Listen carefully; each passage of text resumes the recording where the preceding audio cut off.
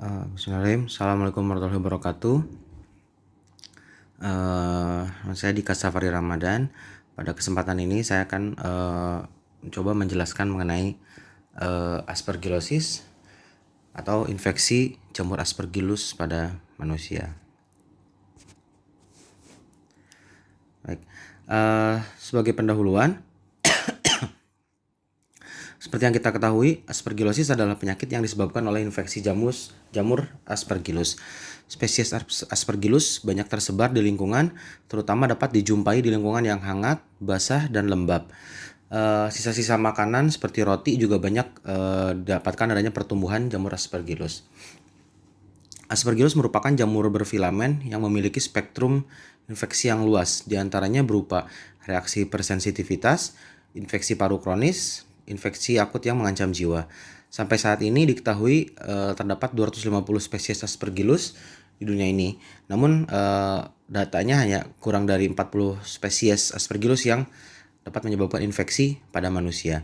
Dari jumlah tersebut, Aspergillus fumigatus merupakan salah satu spesies yang paling sering menginfeksi manusia dan yang paling banyak menyebabkan aspergillosis yang mengancam jiwa. Secara global, pada tahun 2017 saja angka kejadian aspergillosis ini mencapai angka sekitar 3 juta kasus.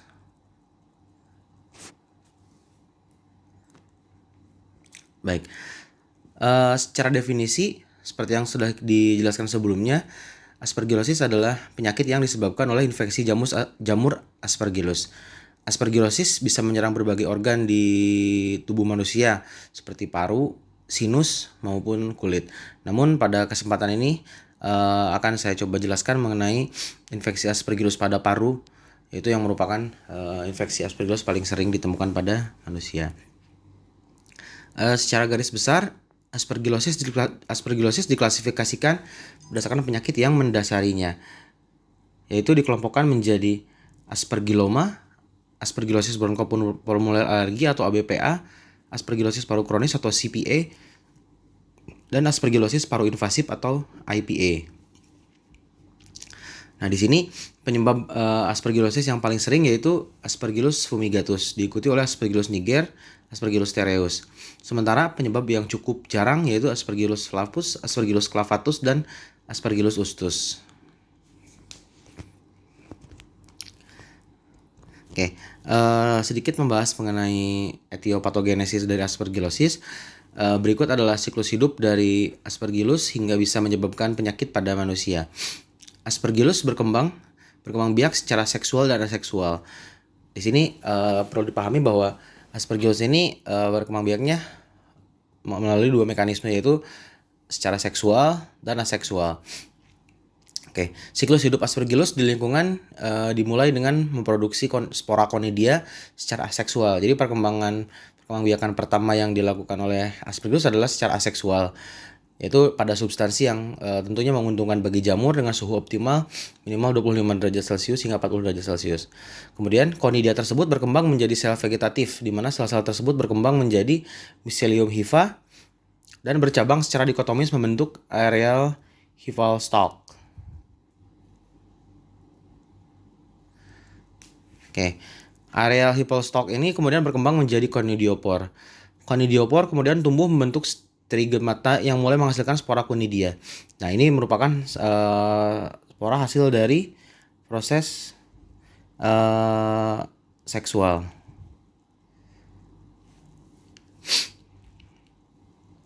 Setelah terhirup oleh host, pertumbuhan conidia yang tidak terkontrol berkembang menjadi hifa di paru dan menghasilkan bentuk jamur yang berpotensi angioinvasif.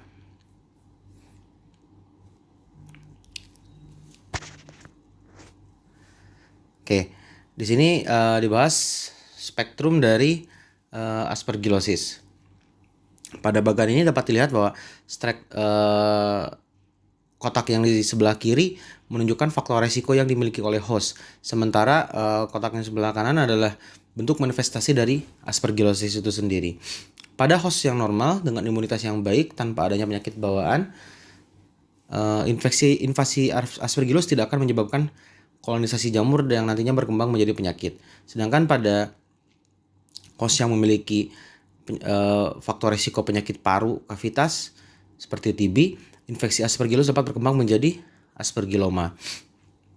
Kemudian yang ketiga, pasien dengan riwayat penyakit paru kronis seperti ABPA, PPOK, transplantasi paru, infeksi saluran nafas bawah rekuren atau sarkoidosis, ditambah adanya batuk atau hemoptisis. Ini nanti bila terkena Aspergillus berkembang menjadi CPA atau aspergillosis paru kronis.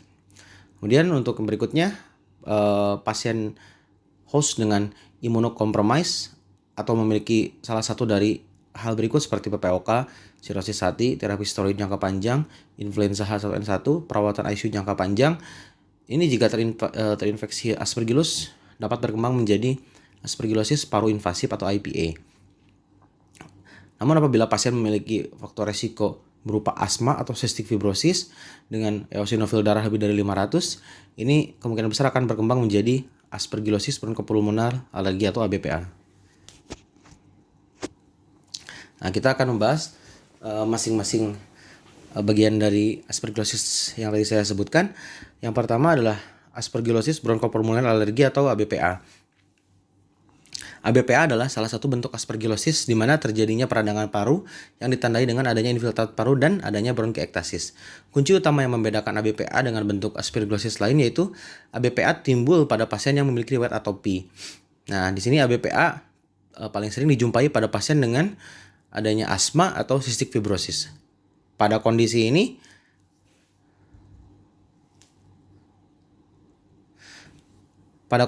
reaksi hipersensitivitas terhadap Aspergillus yang menjadi dasar timbulnya reaksi radang paru-paru. Reaksi hipersensitivitas yang terjadi adalah tipe 1 dan tipe 3. Di sini gejala ABPA seringkali tidak spesifik, menyerupai penyakit paru pada umumnya. Gejala yang paling umum yaitu batuk kronis, dapat adanya mengi, hemoptisis, penurunan berat badan, dan disertai adanya demam. Oke, berikut adalah kriteria diagnosis ABPA. Di sini kriteria diagnosis untuk ABPA salah satunya dikemukakan oleh kriteria internasional tahun 2013. Itu yang pertama, adanya satu dari kondisi predisposisi berikut, yaitu adanya riwayat asma atau cystic fibrosis. Dengan kriteria utama tes kulit Aspergillus positif, skin prick testnya positif, atau peningkatan IgE terhadap Aspergillus fumigatus, atau adanya peningkatan IgE serum total lebih dari 1000. Kemudian yang ketiga, adanya kriteria tambahan 2 dari 3, precipitin serum atau IgG terhadap Aspergillus fumigatus, gambaran radiologis sugestif untuk ABPA, serta jumlah eosinofil darah lebih dari 500 pada pasien yang belum pernah menggunakan kortikosteroid.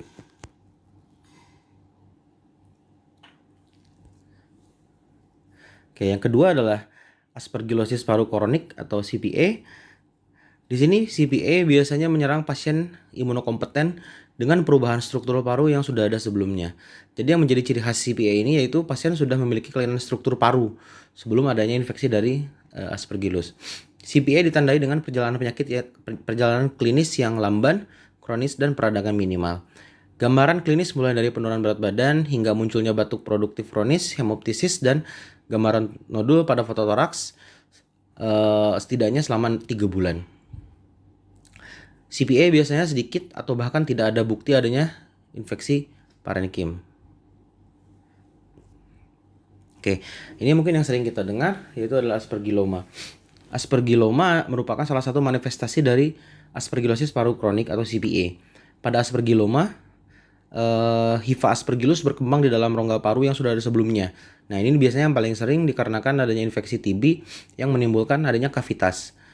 Nanti Aspergillus tersebut akan berkolonisasi di dalam kavitas tersebut, sehingga nanti akan terbentuk suatu struktur seperti bola yang kita kenal dengan fungus ball. Jadi pasien yang terdapat nodular infiltrat di CT scan baiknya diperiksakan IgG untuk Aspergillus fumigatus. Yang ketiga, IPA, aspergillosis paru invasif, lebih sering terjadi pada individu dengan imunokompromis. Jadi IPA ini adalah bentuk aspergillosis yang paling berbahaya karena sifatnya yang menginvasi pembuluh darah. Ya ini IPA sering terjadi pada pasien dengan imunokompromis. Pada IPA, hal yang paling penting adalah kita harus mengkategorikan pasien menjadi pasien neutropenia atau non-neutropenia. Karena klinis yang muncul pada kedua kategori tersebut berbeda. Sebagai contoh, demam terjadi pada 95% pasien neutropeni. Sementara yang non-neutropeni itu 50-70% saja yang terjadi demam. Sementara contoh lain yaitu batuk serta nyeri dada mungkin akan jarang kita jumpai pada kasus non-neutropenia. Nah, berikut adalah pedoman dari PDPI. Resiko terhadap IPA dibagi menjadi 3, yaitu rendah, sedang, dan tinggi. Di sini untuk resiko tinggi yaitu pasien dengan neutropeni kurang dari 500 neutrophilnya per milimeter kubik dengan adanya keganasan hematologi. Biasanya paling tinggi beresiko terkena IPA yaitu leukemi dan transplantasi sumsum tulang alogenik. Untuk resiko sedang yaitu pasien dengan yang menggunakan terapi steroid jangka panjang lebih dari 3 minggu atau dosis tinggi lebih dari 1 mg per kilo per hari. Pasien dengan transplantasi sumsum tulang autolog, pasien dengan PPOK, sirosis hati, tumor solid, infeksi HIV. Nah, ini biasanya meningkat pada pasien HIV dengan kadar CD4 yang rendah, pasien dengan riwayat transplantasi paru, dan riwayat terapi imunosupresan.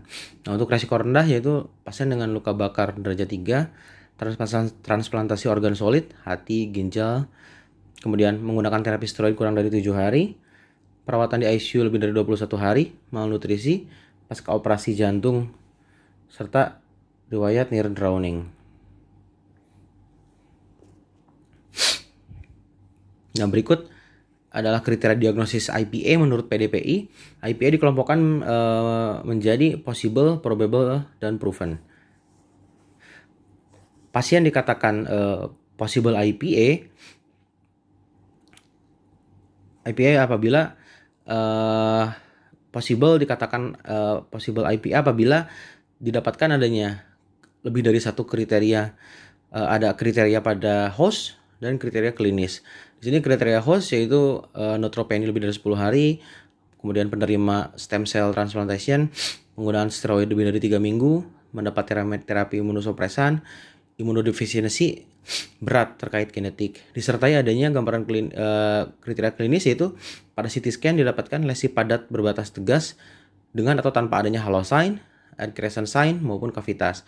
Nah, apabila didapatkan lagi ada bukti tambahan yaitu kriteria mikologis, yaitu ditemukan adanya Aspergillus pada pemeriksaan kultur sputum, bal maupun bronchial brush, atau adanya pemeriksaan serologi galaktomanan, itu kita katakan sebagai probable IPA. Dan yang terakhir dikatakan proven kalau misal didapatkan Aspergillus dari pemeriksaan histopatologi. Dari biopsi kita langsung ketemu adanya Aspergillus. Nah, berikut adalah kriteria diagnosis IPA menurut penelitian internasional pada tahun 2010. Kurang lebih sama. Di sini ada tiga faktor yang bisa kita nilai: faktor host, gambaran klinis, disertai adanya bukti mikologi. Dan apabila satu lagi didapatkan adanya bukti histopatologi, maka itu kita katakan sebagai proven aspergillosis. Baik. Seperti yang sudah dijelaskan sebelumnya, diagnosa pasti aspergillosis bisa ditegakkan jika ditemukan ada bukti adanya Aspergillus di dalam jaringan. Namun karena keterbatasan dan kesulitan pemeriksaan histopatologi maupun dalam pengambilan sampelnya, di sini pemeriksaan radiologis memiliki peranan yang sangat penting dalam mendiagnosa dan terapi aspergillosis. Namun perlu kita ketahui bahwa pemeriksaan fototoraks saja itu tidak sensitif dalam mendeteksi awal IPA. Biasanya pasien dengan IPA itu 10% itu biasanya dikatakan fototoraksnya normal sebelum akhirnya terjadi perburukan karena invasi dari Aspergillosnya.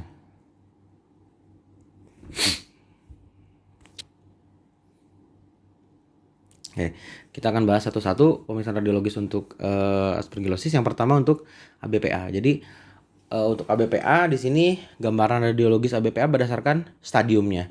Stadium 1 yaitu fase akut di mana terdapat infiltrat paru dan impaksi mukoid yang dominan di lobus atas. Stadium 2 remisi, di sini dikatakan resolusi signifikan dari infiltrat paru dan mulai hilang impaksi mukoid. Stadium 3 eksasterbasi, munculnya kembali infiltrat dan atau impaksi mukoid di tempat sebelumnya maupun di tempat yang baru. Stadium 4 ABPA yang bergantung dengan steroid, resolusi signifikan dari infiltrat paru dan mulai hilangnya impaksi mukoid walaupun opasitas masih tetap bertahan. Stadium 5, stadium akhir atau fibrotik.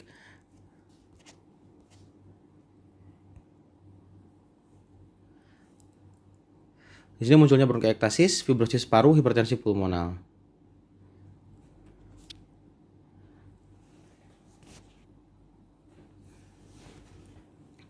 Nah, ini salah satu gambaran radiologis yang khas dari ABPA yaitu adanya gambaran finger in gloves.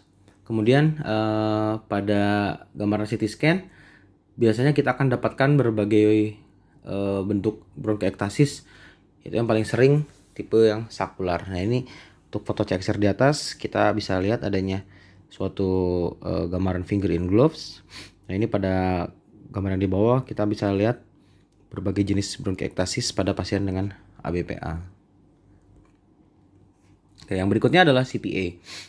Nah, untuk CPA, foto torak tetap merupakan pemeriksaan radiologis awal yang cukup baik untuk kecurigaan CPA. CT scan torak dapat memberikan informasi yang lebih lengkap termasuk lokasi abnormalitas dan pola penyebarannya.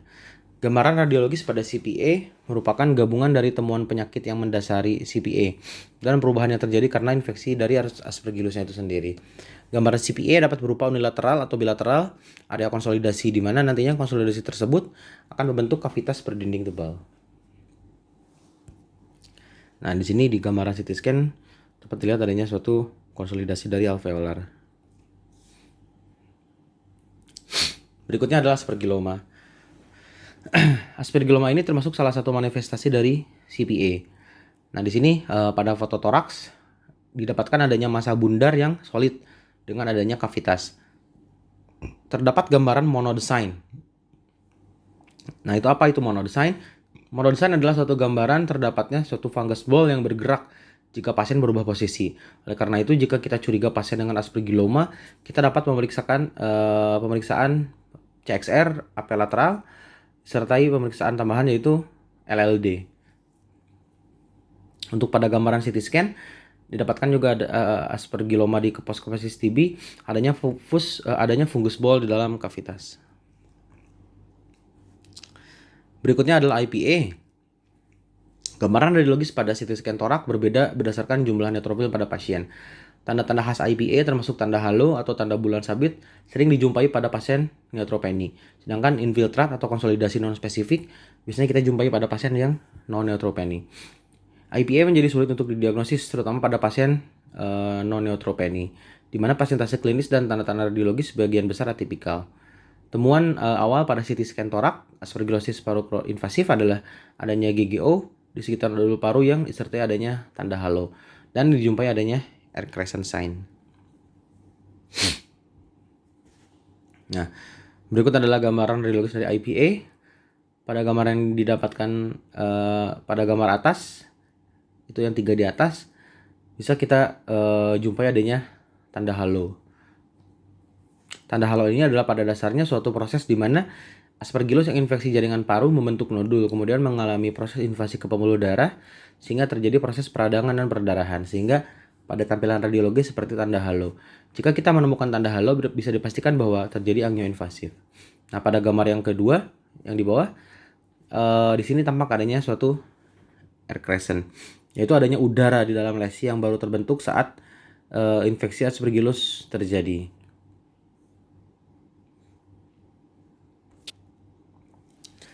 Oke, berikutnya adalah pemeriksaan mikologi.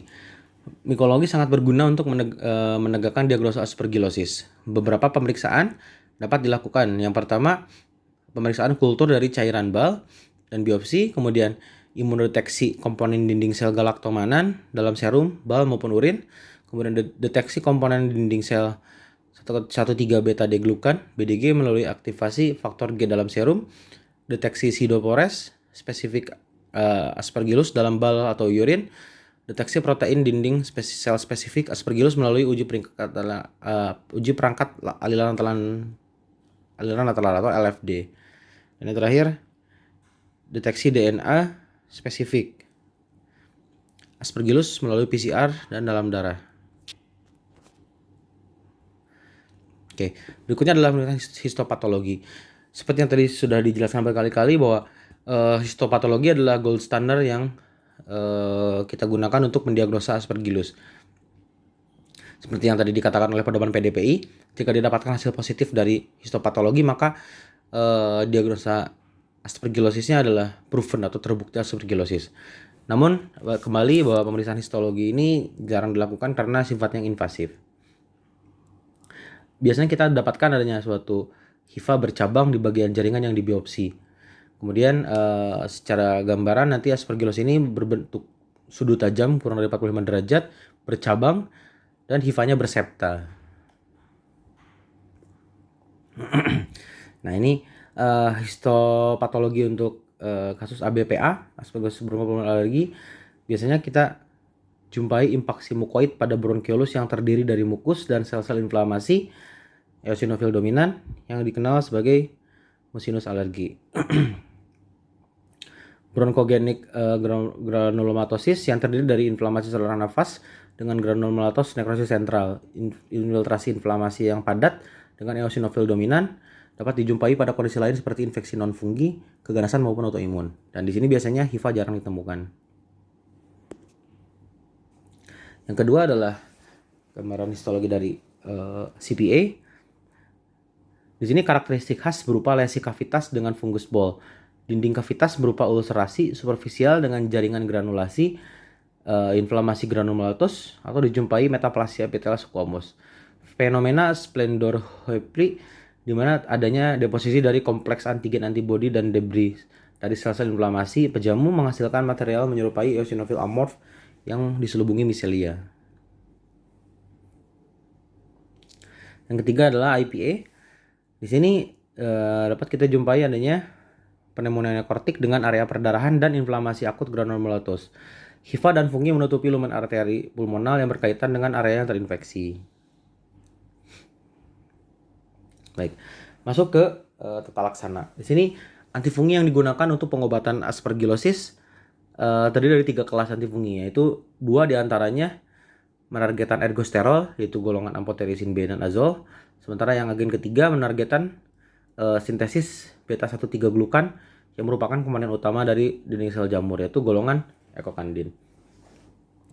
Pada gambar ini tulisan dengan warna hijau adalah golongan antifungi yang saat ini tersedia. Di sini amphotericin B bekerja dengan menghancurkan membran sel jamur, sementara azol bekerja dengan menghambat biosintesis ergosterol dan sel jamur. Ekokandin menghambat biosintesis beta 1,3 glukan. Dan untuk saat ini telah banyak dikembangkan antifungi lainnya yang dapat dilihat pada tulisan warna hitam. Golongan obat baru ini ada yang bekerja di nukleus, mitokondria, maupun membran sel. Kita akan coba bahas satu-satu. Di sini amphotericin B merupakan golongan antifungi kelas polyena. Mekanisme kerja dari amphotericin B itu mengikat ergosterol secara irreversible yang dapat menyebabkan kebocoran membran sel fungi dan selanjutnya dapat menyebabkan kematian sel. Bentuk lain dari golongan ini ada yang disebut dengan LAMB atau liposomal AMB. Formulasi LAMB memiliki efek nefrotoksik yang lebih rendah sehingga penggunaan formulasi ini lebih disukai daripada AMB deoxyklat dan direkomendasikan untuk digunakan sebagai agen lini pertama alternatif ketika voriconazole tidak ditoleransi atau ada kontraindikasi. LAMB digunakan dalam dosis 3-5 mg per kilo per hari.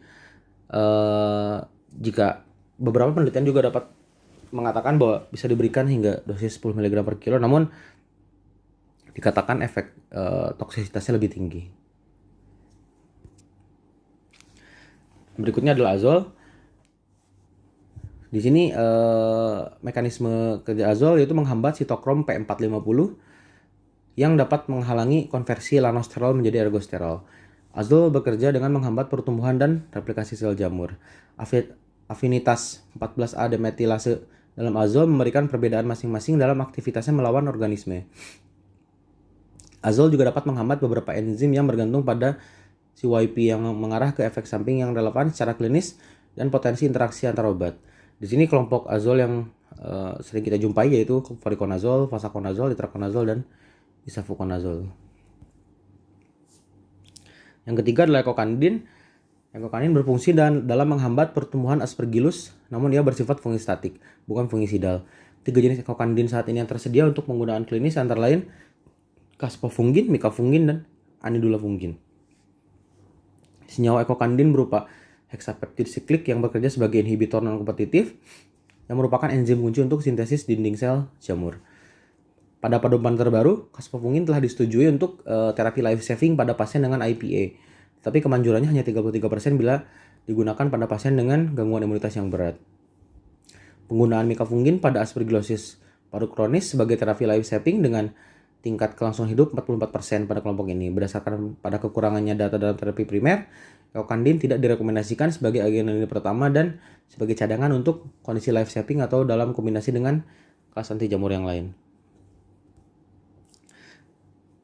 Oke, di sini pembedahan pada pasien dengan imunosupresi berat adalah pilihan dengan risiko yang sangat tinggi. Dapat menjadi pilihan untuk kasus ringan, sedang, terutama jika tersedia bedah invasif minimal. Reseksi lesi terisolasi sangat penting untuk lesi yang terletak di sebelah pembuluh darah besar. Reseksi bedah juga dipertimbangkan dalam kasus hemoptysis berulang atau dalam kasus IPA, neutropeni berkepanjangan. Tingkat kelangsungan hidup 92,85% setelah reseksi bedah. Ya, pada tabel ini dapat dilihat beberapa terapi yang tiap-tiap bentuk dari aspergillosis. Seperti pada ABPA kita berikan karena pada dasarnya dia adalah suatu reaksi hipersensitivitas, maka kita berikan steroid. Itu kita bisa berikan prednisolon 0,5 mg per kilogram per hari selama 4 hari, kemudian nanti dilakukan tapering down.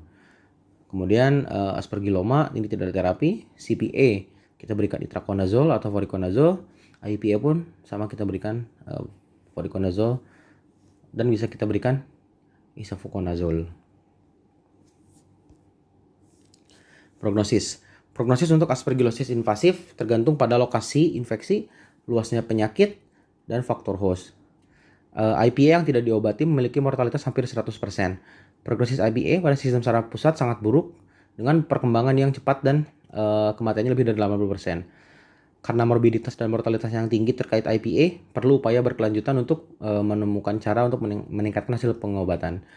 Diagnosis dan pengobatan dini termasuk pemantauan berkala pasien yang beresiko tinggi dengan tes galaktomanan dan pengobatan empiris dengan voriconazole ketika dicurigai adanya suatu infeksi aspergillosis telah terbukti dapat meningkatkan keberlangsungan hidup. Baik, kesimpulan, Aspergillus adalah jamur yang dapat tumbuh pada bahan organik yang ada di lingkungan. Aspergillus dapat ditransmisikan melalui inhalasi conidia atau spora.